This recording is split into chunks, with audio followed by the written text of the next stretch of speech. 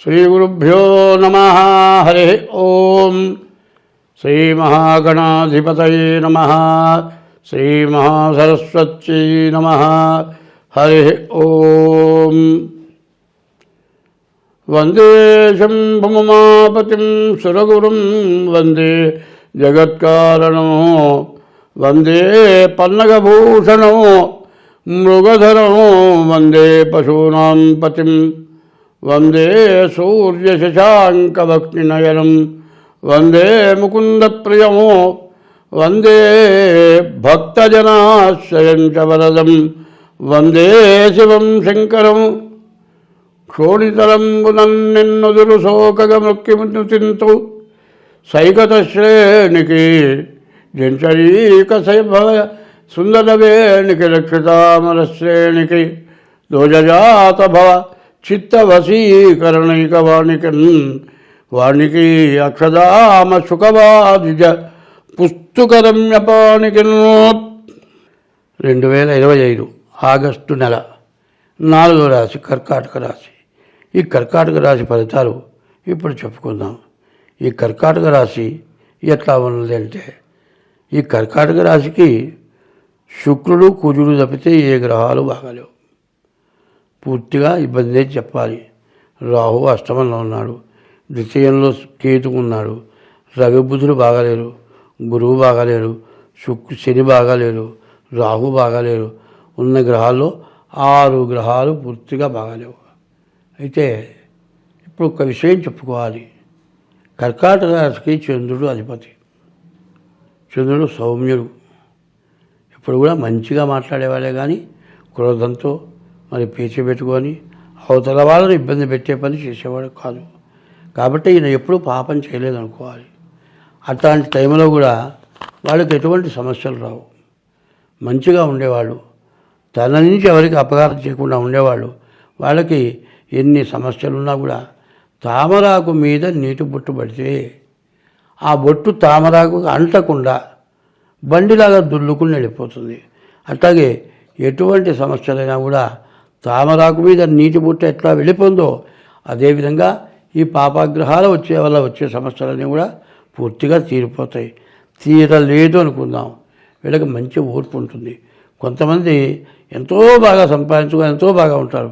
కాస్త కష్టం వచ్చేవాడికి అమ్మో ఇక నేను బతకని చచ్చిపోతా, నా వల్ల కాదు, నేను చేయలేను, బదాన పడి ఇంట్లో పడి కేకలు పెట్టి మెంటలు తెచ్చుకొని గందరగోళం అవుతారు. అంటే అది కాస్త ఆలోచన తక్కువ వాడు. ఈయన ఆలోచన గలవాడు. కర్కాటక రాశికి మరి చాలా విశేషమైన నక్షత్రాలు ఆశ్లేష సర్ప నక్షత్రం, మరి పుష్యమి గురువుకు సంబంధించిన నక్షత్రం, మరి మగ సింహరాశికి సంబంధించిన నక్షత్రం. ఈ 3 నక్షత్రాలు కూడా చాలా బలమైనటువంటి నక్షత్రాలు, చాలా మంచి చేసే నక్షత్రాలు. ఈ నక్షత్రాలు కూడా చెప్పాలంటే కష్టం వచ్చింది అని చెప్పాలి. ఎట్లా అంటే రాహు, శని, గురువు, రవి, కేతువు. మరి చెప్పాలంటే 6 గ్రహాలు గోచారరీత్యా పూర్తిగా బాగాలేవు. కానీ వీళ్ళు ఎప్పుడు కూడా దైవ పూజ చేయటం అలవాటు. ఎంతమంది చెప్పినా, ఏవి రాకపోయినా సరే, ఎంత కష్టాలు వచ్చినా దేవుణ్ణి నమ్ముకొని నువ్వే నాకు దేవుడివి, నీవే నువ్వు రక్షించాలి, ఏ మనిషిని నేను నమ్మను, ఎవరి మీద ఆధారపడను, నాకు ఉద్యోగం ఇచ్చిన వాళ్ళ మీద ఆధారపడను, నా చేత పని చేయించుకుంటే మేనేజర్కి కూడా నేను లోపడను, ఎందుకు నేను చేయవలసిన పని ఖచ్చితంగా చేస్తా, మాట అనిపించుకునే పని చేయను, నేను తలకాయించిన దండం పెట్టినా నీకు ఒక్కడికే అని భగవంతుడికి నమస్కారం చేసి భగవంతుని ప్రార్థిస్తారు ఈ కర్కాటక రాశి వాళ్ళు. అటువంటి వాళ్ళకి ఇప్పుడు చాలా బాగాలేదు. గోచారరీత్యా చాలా కష్టాలు నష్టాలు ఎక్కువగా ఉన్నట్టుగా కనబడుతోంది. అందువల్ల మీరేం చేయాలంటే మీ డేట్ ఆఫ్ బర్త్, పుట్టిన తారీఖు, నెల, సంవత్సరం, టైము, దాని ద్వారా మీరేం చేయాలి, డేట్ ఆఫ్ బర్త్ అన్నీ కూడా మాకు వాట్సాప్లో పెట్టి తర్వాత దానికి తగిన ఫీజు చెల్లించి ఆ ఫోన్ నెంబరే వాట్సాప్, ఫోన్పే ఉంటుంది. అటువంటి నెంబర్కి ఫోన్ చేసి మీరు ఊళ్ళో వాళ్ళైతే రావచ్చు, పరాయి ఊళ్ళో వాళ్ళైతే ఫోన్లోనే చెప్తాం. అట్లా జాతకం చెప్పించుకొని దానికి ఏదైనా దోషాలు పరిహారాలు ఉంటాయి, ఆ పరిహారాలు చేసుకుంటే ఏ నష్టం లేకుండా, ఏ కష్టం లేకుండా, ఏ ఇబ్బంది లేకుండా బయటపడతారు. కాబట్టి ఈ విధంగా మీరు చేస్తే చాలా బాగుంటుంది. అట్లా కాదండి మాకు డేట్ ఆఫ్ బర్త్ లేదని, ఎప్పుడో మేము పెద్దవాళ్ళం మా వాళ్ళకి తెలియలేదు వేయలేదంటే హస్త సాముద్రిక ద్వారా కూడా మీకు జాతకం చెప్పడం జరుగుతుంది. అట్లా హస్త సాముద్రిక ద్వారానైనా సరే డేట్ ఆఫ్ బర్త్తో సమానమైన జాతకం హస్త సాముద్రికతో కూడా వస్తుంది. కాబట్టి మీకు కావాలంటే ఏ రకంగానైనా సరే మా నెంబర్కి ఫోన్ చేసి, కింద ఉన్న నెంబర్కి ఫోన్ చేసి జాతకం చెప్పించుకోండి. మీకు అన్ని విధాలా కలిసి వస్తుంది. ఇప్పుడు కష్ట దశ కాబట్టి తప్పనిసరిగా మీరు జాతకం చూపించుకోవడం అవసరం. ఈ రాశి వాళ్ళు ప్రత్యేకించి ఏం చేయాలి? ముందు శివాలయానికి వెళ్ళాలి. శివాలయంలో 11 ప్రదక్షిణాలు చేయండి. పొద్దున్నే నిద్ర లేవంగానే సూర్యుని చూసి, ఉదయం బ్రహ్మస్వరూపం, ఉదయం పూట బ్రహ్మ, మధ్యాహ్నంతో మహేశ్వరం, మధ్యాహ్నం పూట పరమేశ్వరుడు, సాయంకాలే స్వయం విష్ణు, సాయంకాలం పూట విష్ణుమూర్తితో సమానం, త్రికాలం వహ దివాకరం. సూర్యుడికి నమస్కారం చేసి శివాలయంలోకి వెళ్ళి ప్రదక్షిణం చేయండి. ఈ శివ ప్రదక్షిణం చేస్తే మీకు దరిద్రం పోయి ఐశ్వర్యం వస్తుంది. కాబట్టి ఒకటే నేను చెబుతున్నా, 60 సంవత్సరాలు కష్టపడి సంపాదించింది 60వ సంవత్సరంలో మొత్తం పోతే మళ్ళీ చిన్నప్పుడు చేసినట్టు చేసి సంపాదించగలమా? సంపాదించలేము. ఒకటే నేను చెప్పేది ఏంటంటే, ఎవరైనా సరే ధనం ఎంత సంపాదించామనేది కాదు, రేపు అనేదానికి ఎంత జాగ్రత్త చేసుకున్నాం అది ముఖ్యంగా ఆలోచించాల్సింది, ఆలోచించి చూసుకోవాల్సింది. అటువంటి చేయకపోతాన ఏమవుతుందంటే మీరు చాలా ఇబ్బందుల పాలవుతారు. కాబట్టి మీ జాతకరీత్యా మరి బాగుండనప్పుడు హస్త సాముద్రిక ద్వారానైనా సరే మీ జాతకం చూపించుకోండి, అన్ని విధాలా బాగుంటుంది. శివాలయంలో ప్రదక్షిణ చేయండి. ఈశ్వరుడికి మారేడు దళాలేయండి. శనీశ్వరుడికి ప్రదక్షిణ చేయండి. అయితే శివాలయంలోకి వెళ్ళేటప్పుడు ముందుగా కాళ్ళు కడుక్కోండి. మరి నవగ్రహాల గుళ్ళో నుంచి బయటకు వచ్చిన తర్వాత కాళ్ళు కనుక కడుక్కుంటే మీరు దేవుడికి చేసిన పూజ ఫలితం పోయి పెద్ద పాపం వస్తుంది. మీరు పాపం కట్టుకోవాలా, పుణ్యం కట్టుకోవాలా? పుణ్యం కట్టుకోవాలంటే నేను చెప్పింది చేయండి. చాలామంది ఏం చేస్తారు, శనిగ్రహాల గుళ్ళో పోయిన తర్వాత కాళ్ళు కడుక్కుంటాం. కాళ్ళు కడుక్కోవచ్చా? కడుక్కో. అట్లా తెలిసి తెలియక చెప్పే వాళ్ళ మాటలు నమ్మద్దు. నవగ్రహాల గుళ్ళోకి వెళ్ళి పూజ చేసుకొని బయటికి వచ్చిన తర్వాత కాళ్ళు కడగకూడదు. గుళ్ళో ప్రదక్షిణ అయిన తర్వాత గుళ్ళో 1 సెకండ్ కూర్చోవాలి. తర్వాత ఇంటికి పోవాలి. ఇంటికి వెళ్ళంగానే కూడా కాళ్ళు కడుక్కోకూడదు. ఇంట్లో కొంతసేపు కూర్చున్న తర్వాత ఏదైనా తొక్కామనుకుంటే కాళ్ళు కడుక్కోండి. అంతేగాని ఇట్లా చేస్తే మీకు అన్ని విధాలా బాగుంటుంది. స్వస్తి. శ్రావణ మాసం జూలై నెల 25వ తారీఖుతో శ్రావణ మాసం ప్రారంభమవుతుంది.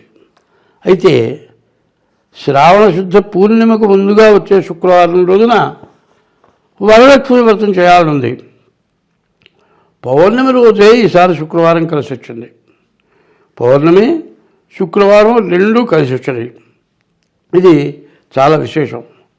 ఈ శ్రావణ మాసంలో ప్రతిరోజు అమ్మవారిని పూజించడం ఎంత వరకైనా సరే, ఏదో గుట్లు అటువంటి సూతకాలు వస్తే తప్పితే మంచి వాళ్ళందరూ కూడా చేయటానికి అవకాశం ఉన్న వాళ్ళందరూ కూడా, ఎందుకంటే అవకాశం అంటే డబ్బులు కాదు, సూతకం ఉంటే చేయకూడదు. ఎంత డబ్బులతోనైనా అమ్మవారి పూజ చేయొచ్చు. శ్రావణ శుద్ధ పూర్ణిమ రోజు వరలక్ష్మి వ్రతం చేయాలి. కాదండి నాకు అంత శక్తి లేదంటే మరి ఊళ్ళోనే ఏదో గుళ్ళో సామూహికంగా చేస్తారు. అట్లాంటి చోటైనా వరలక్ష్మి వ్రతం చేసుకోవాలి. ఈ వరలక్ష్మి వ్రతం అయిన తర్వాత అమ్మవారి సూత్రం 9 పోగులతో ఒక తోరం అక్కడ పెడతారు. ఆ తోరం కుడి చేతికి కట్టుకునేప్పుడు మరి పద్మాసనే పద్మకరే సర్వలోకైక పూజితే నారాయణ ప్రియదేవి సుప్రీత భవ సర్వదా అని ఆమెని ప్రార్థించి మరి ఈ సూత్రం 9 దారాలతో కూడిన సూత్రాన్ని చేతికి కట్టుకోవాలి. చేతికి ధరించి అమ్మవారి పూజ చేసుకోవాలి. ఇది శ్రావణ శుద్ధ పూర్ణిమ ముందు శుక్రవారం ఎప్పుడు వచ్చింది అంటే మరి ఆగస్టు నెల 8వ తారీఖు శ్రావణ శుద్ధ పూర్ణిమ. ఈ శ్రావణ శుద్ధ పూర్ణిమ రోజు మరి వరలక్ష్మి వ్రతం తప్పనిసరిగా చేసుకోవాలి. అదే కాదండి, అమ్మవారు ఇచ్చేది కూడా కాదు, ఐశ్వర్యం అంటే ఈశ్వరుడు ఇచ్చేది కూడా ఐశ్వర్యమే. కాబట్టి శ్రావణ మాసంలో ఈశ్వరుడికి ప్రతిరోజు కూడా మరి శ్రావణ మాసం ప్రారంభం నుంచి చివరి వరకు కూడా మరి ఈశ్వరుడికి అభిషేకం చేసుకోవటం, గుళ్ళో అభిషేకం చేసే టైంకి వెళ్ళటం, మారేడు దాలు తీసుకెళ్ళి దేవుడికి ఇవ్వండి. ఆ అభిషేకం మీ చేతనైతే డబ్బులు కట్టి అభిషేకం చేయించుకోండి. అట్లా కాకపోతే కనీసం పూలు ఇచ్చి అభిషేకం దాకా ఉండి తీర్థం తీసుకోండి. కాదండి నెల మొత్తం చేయించుకోలేమనుకుంటే 4 సోమవారాలు వస్తాయి, మరి పౌర్ణమి వస్తుంది, మరి మాస శివరాత్రి వస్తుంది. ఈ 6 రోజుల్లో కూడా తప్పనిసరిగా ఈశ్వరుడికి అభిషేకం చేసుకోండి. మరి శ్రావణ శుద్ధ చతుర్దశి రోజున వరలక్ష్మి వ్రతం చేసుకోండి. ఈ సంవత్సరం మీరంతా సుఖంగా ధనధాన్య అభివృద్ధి కలిగి లక్ష్మీ వల్ల అనుగ్రహం కలిగి వరలక్ష్మి వ్రతం చేసుకున్న వాళ్ళు అంతా సుఖ సంతోషాలతో ఉంటారు. స్వస్తి.